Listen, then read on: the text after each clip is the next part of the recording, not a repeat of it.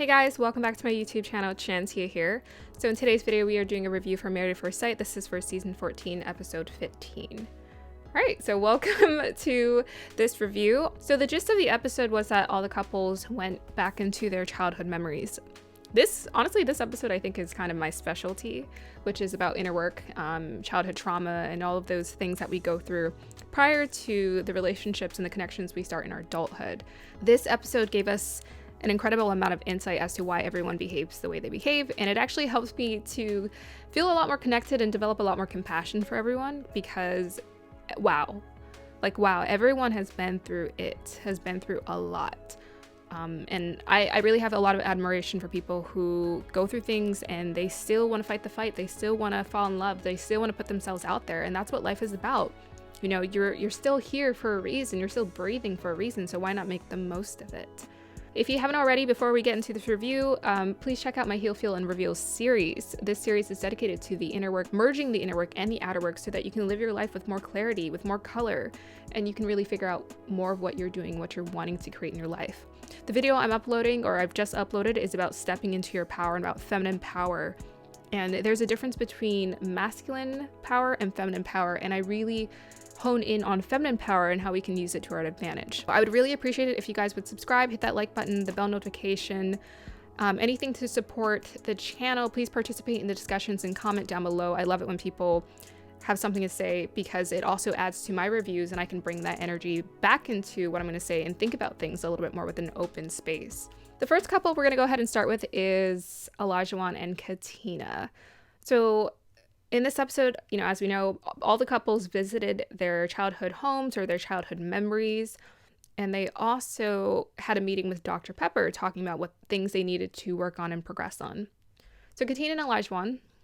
Olajuwon, I think he was the first one. He brought her back to his neighborhood, and I think he called it the projects. And it's so funny because I was watching this episode with my dad, and he's like, "That's the projects?" Because my dad also grew up in the projects. My dad had to go through a lot growing up, so he's like, "Well, that's not the project."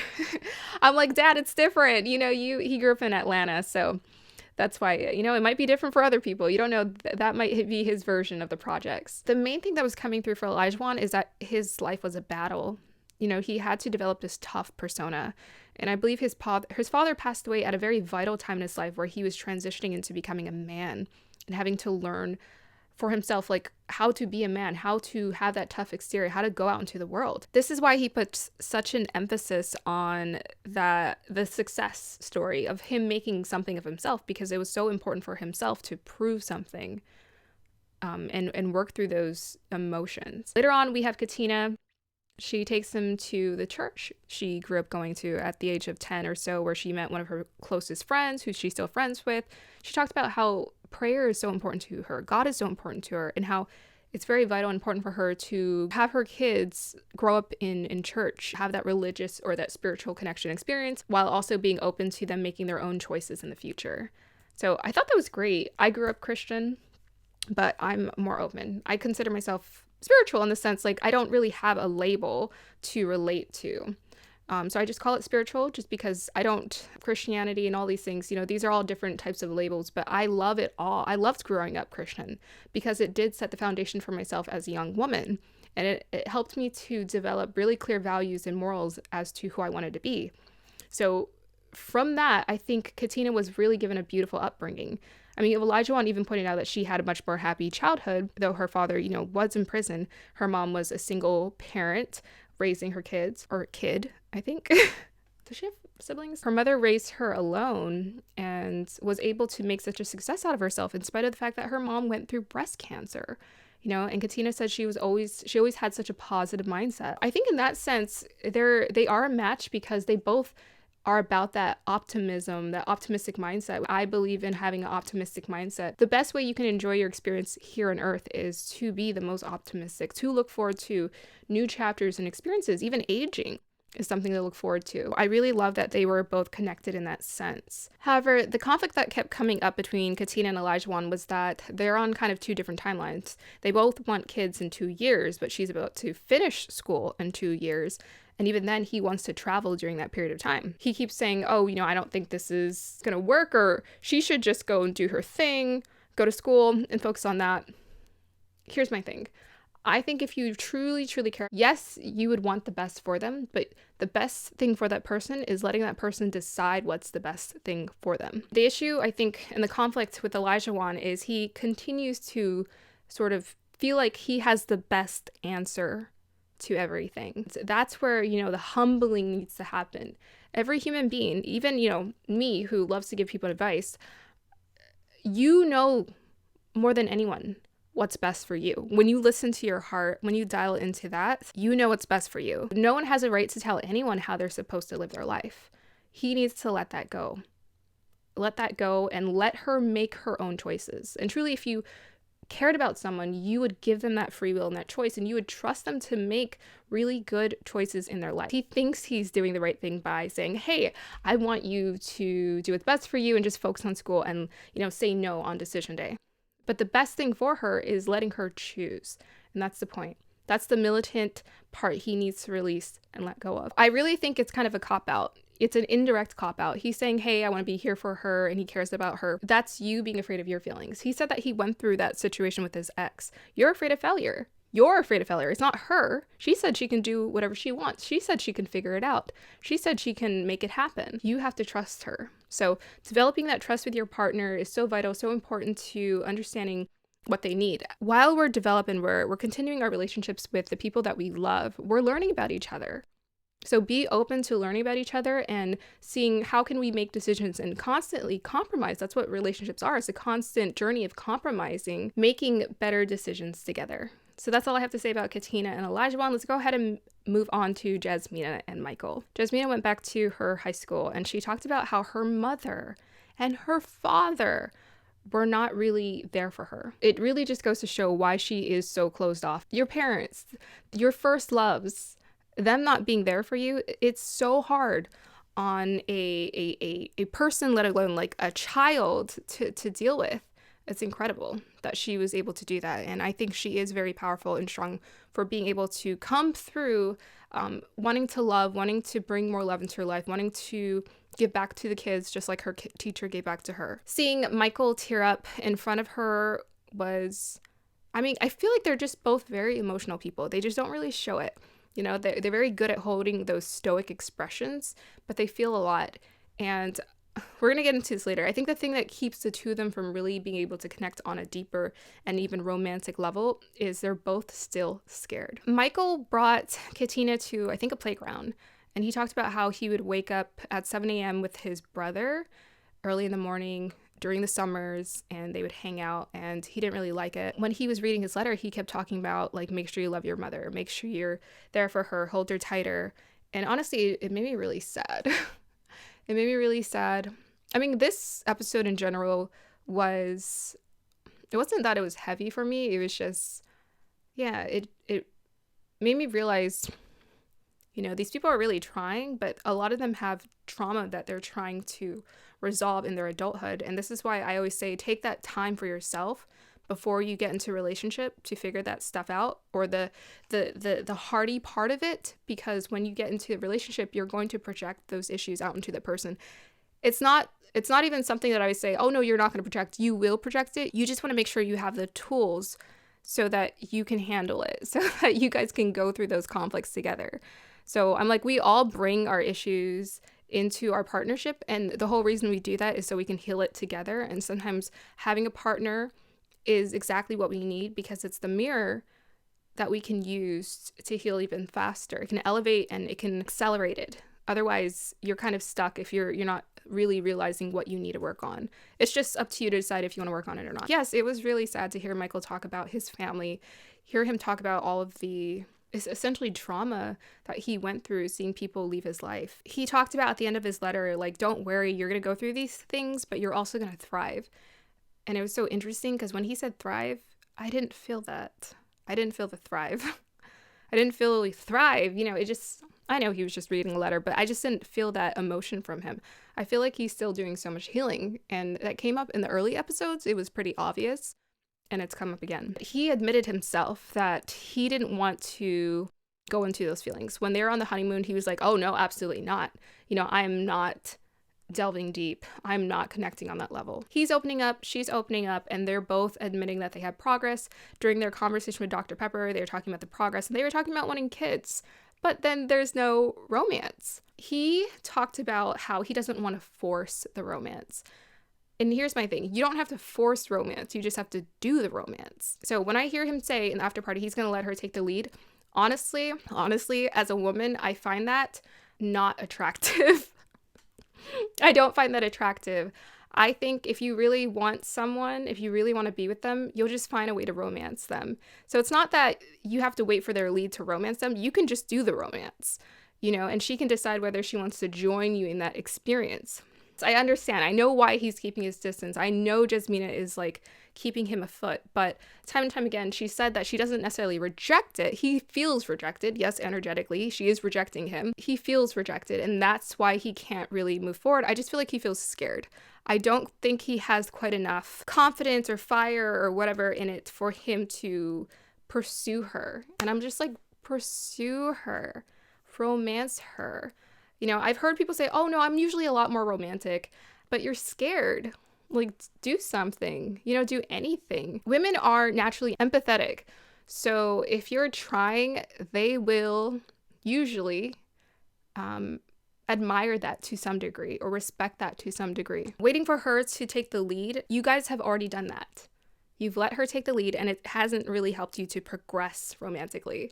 So I would say as the masculine in that partnership, you have to understand that if you're doing something and it's not working, you have to initiate something else and do something else. Now, as the feminine in that energy, I do know, and I do think Jasmina, it's for her, she's not quite attracted. She's not quite interested in really investing into this partnership because women lead energetically. So they give the go through signals, through their emotions, and that will let you know. But I just feel like if he really wants to pursue her, he just needs to do it. He thinks he's being respectable, but you can be respectable and romance your wife. Why is she buying you flowers? Why is she beating you to this? I don't know. They have such an interesting relationship. I think Jasmina, she's so funny to me because I think she intuitively almost knows what's going to like turn him off, or I don't know, I think the buying him flowers, maybe she's like, okay, this is fine. But I think really inside, she's like, I'm doing this because energetically, I kind of want to keep him, show him who's taking the lead of this relationship. But I'm just like, you just have to take the lead. It's really difficult if neither of them are willing to take that chance to move towards the romance. It can't really happen. I think they are truly developing a really nice friendship. I felt like Michael was really connected to her story. I mean, the tears really showed that. And I think when Dr. Pepper came to see the two of them and she asked that question of what are you willing to unlearn, the vulnerability was the clear thing that came up, is like, talk about what's going on, talk about my feelings, be open about my feelings, feel the feelings. Vulnerability is about feeling the feelings. It's not just talking about the feelings. And then Jasmina talked about how she has always been taught to be independent. There's nothing wrong with being independent. When you're in a marriage, you are dependent. That's the whole point of marriage, is we depend on each other. We rely on each other. It's this idea, I think, of independence that sometimes we have to let go of our preconceived ideas about it. If we're dependent, that makes us weak, or we see it or think of it as a sign of weakness when it's not. Dependence is actually very strong because that means you trust another human being. What's beautiful about dependence is because I'm trusting you, I'm not trying to do everything. We're going to build a much more beautiful life together versus just building something by yourself. If you want to be an independent woman, you can be an independent woman. It's just in a marriage, there's interdependent. Yes, you independently have your own thoughts, ideas, goals, and dreams, but then you have the ones that tie you together, that bring you together. Jasmina and Michael are going to continue to stay in the friend zone unless either of them really decide to push forward that romance and take a chance on one another. Jasmina has hardcore friend zoned Michael, but I also think that Michael needs to take that opportunity and take a chance and be willing to put himself at risk by pursuing her. Let's go ahead and move on to our next couple, Lindsey and Mark. In one of the opening scenes, immediately Lindsey is talking about how she's too much, she's too loving, she's too caring, and he should be with a lesser woman. Just like I told Olajuwon talked about how Olajuwon needs to be humbled, it's the same thing for Lindsey. I think Lindsey seriously needs to humble herself. I've caught on a pattern. When Lindsey was talking about her childhood, it really clarified to me what these struggles are, what's really holding her back from being able to make that change. When Lindsey decided to take Mark back to her childhood, she took him to the woods, and she talked about how she was just always different from her family. She didn't really care about being there. She wanted to be her own independent, bigger woman, whatever, bigger energy personality. She's never felt truly like she's belonged. That's why when Mark says things like she's hyper or that she's too much, it really triggers her because it makes her feel different and separate. So here's my thing. I get the separate thing. I get the unique thing.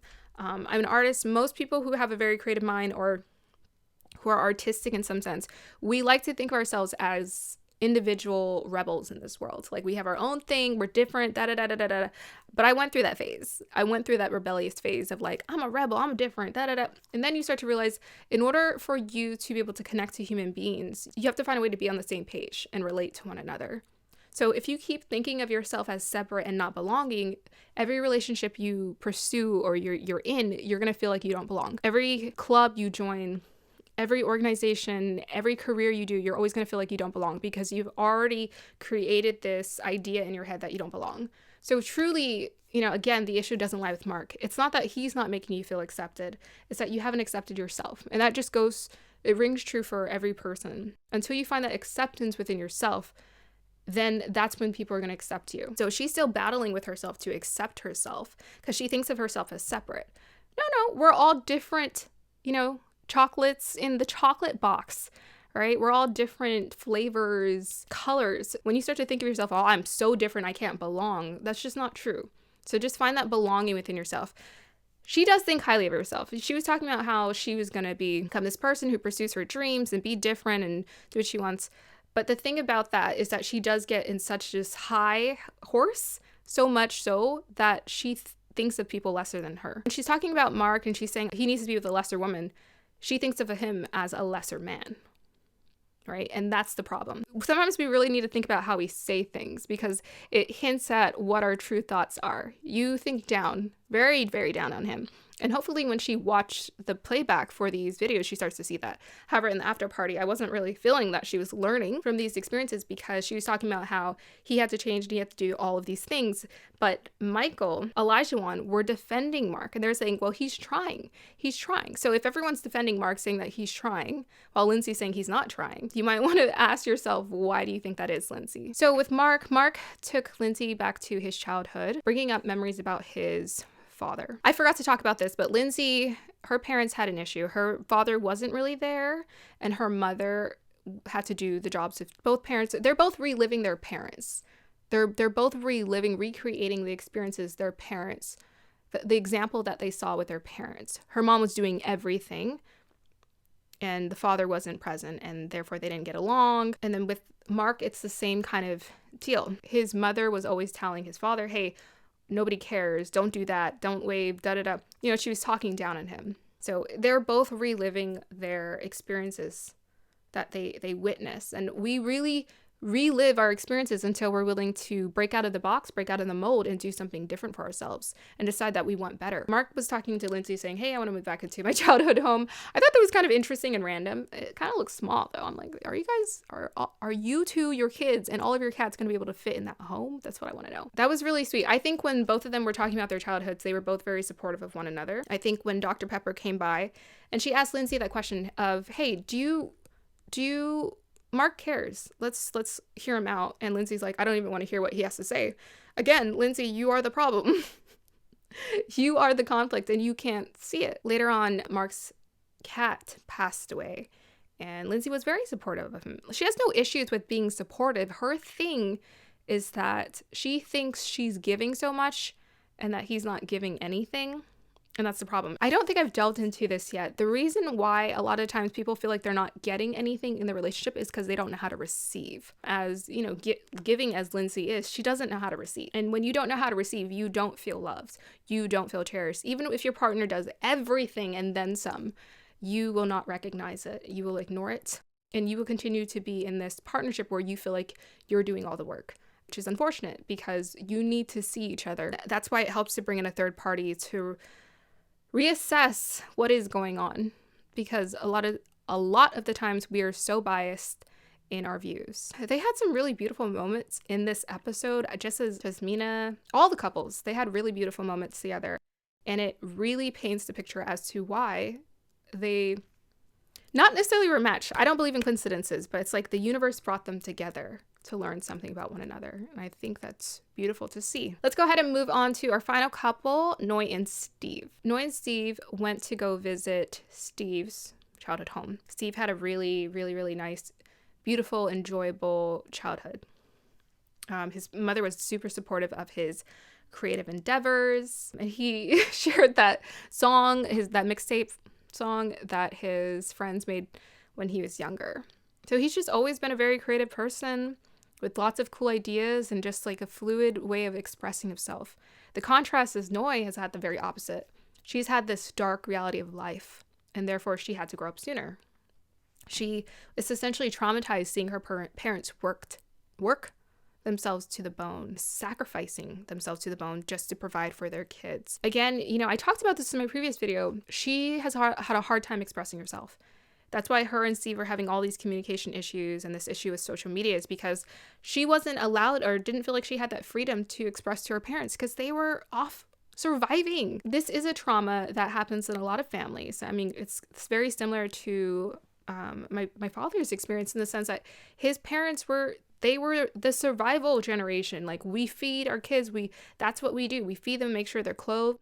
That's what we do. As far as emotions and expressions and creativity goes, we're not fully invested in that. And it was so interesting because the other day I watched an episode with my dad about Regina King, and I don't know what the show is called, but they do it on like CBS, and they look back into their ancestry. And she talked about how her mother encouraged her to invest in the arts.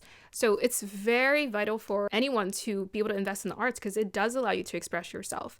My parents helped me. They supported me, but the thing is, I was a very shy kid, so I needed an outlet to express myself because every other way I couldn't do it. So creatively, I could always do it. So I absolutely understand where Noy's coming from. Steve was given this wonderful childhood. His mom was singing to his song. She knew all the lyrics. I thought that was so cute. He had this cute little dog, Sparky, that is going to be replaced by Sushi. But then here comes Noy's judgment. And she's like, aren't you a little old to be having a long time for you to be having a stuffed animal? When those comments come out, those judgments come out, it's because of what she felt like she didn't get to have. She didn't get to fully experience her childhood. Later on, they went and they danced and they got down. It's so interesting because I really think that Noy and Steve had the potential to really have something great, even though, yes, the job situation is kind of mysterious. They're kind of a match. They kind of are free-spirited and adventurous, and they want to express themselves and be very creative. I think if she comes over to his side of or his way of living, that might actually give her more of the satisfaction that she's desiring, as opposed to this security and structure that she's wanting for her life. Because truly, if you guys watch my Heel Field Reveal series, lesson number 1, everything is uncertain in life. So, your 9 to 5, money, it's uncertain. So you might as well take that as an opportunity to figure out, okay, if I invest my energy and time into doing things that expand my mind and inspire me, I'm going to have the energy to invest into it. And then I can make it, I can monetize it and make it a full-on business. And this is why I really dedicate my work to, yes, helping women live in a way that feels the most natural to them, but also with a focus on creative, intuitive entrepreneurs, helping us and them to figure out, how do we find structure in this world when you have a huge imagination and you don't know where to start? I think if she comes over to his side, she might actually feel a lot more relieved. Let go of this fear of security and money. It really is an illusion, but you do want to make sure you're building and you're creating that structure. However, the timeline to have kids might be pushed a little bit. And it also depends on Steve's willingness to merge their visions together and get things going. So they were having that dance off. Steve was killing it. He was killing it. The two of them were really cute together. She talked about struggling to express her emotions and feelings. So it's clear. It's very clear. She is aware that she's had issues expressing herself. She suppressed her emotions. As far as her holding on to her independence, it's because to some degree she felt like she wasn't able to have that freedom in her upbringing. So she's like, her having her own thing, be able to do what she wants is her having her own freedom. However, the conflict here. Now, Steve was really great. He sounded really gracious. And again, he's always so articulate with understanding her emotions and understanding, okay, this is what we need in our partnership. I just want to know, is he an action taker? Because that's going to determine Whether he takes action or not is going to determine whether or not they stay together. And whether she's willing to give a bit more and let go of those fears of security, then they'll be able to thrive. Later on, when the two of them were sitting down and they were having a conversation with Dr. Pepper, she was talking about how she still wanted to live separate and hold on to her independence. But Steve was absolutely right. It's not really healthy, functional to raise kids separately. So it's not really realistic to do it like that. I think the two of them are just really going to have to figure things out. But again, just as I said before, she's expressing that she's not quite ready, right, for this change or this transition. So he has to decide whether he has the patience to invest into this partnership or whether he wants to move on. I like their energy together. I like their vibe. I loved seeing them dance together. It gave me a vision of what their relationship could be like if they were willing to just open up and lean into what the other person wants. I think something beautiful can be created.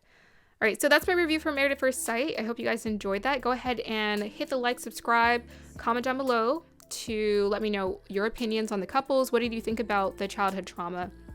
I thought this episode was really great in terms of helping us to remember and understand why people struggle and really have compassion for why people struggle. As opposed to just being very opinionated and judgmental, which is easy to do sometimes. But when it comes to understanding why people do what they do, people always do what they do for a reason, even if they don't understand what the reason is.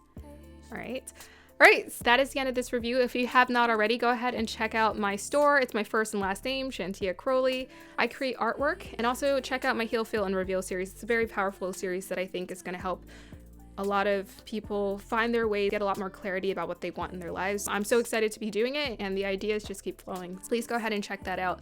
I hope you have a wonderful day or evening. Make sure you're here for my next review of Married at First Sight. Bye.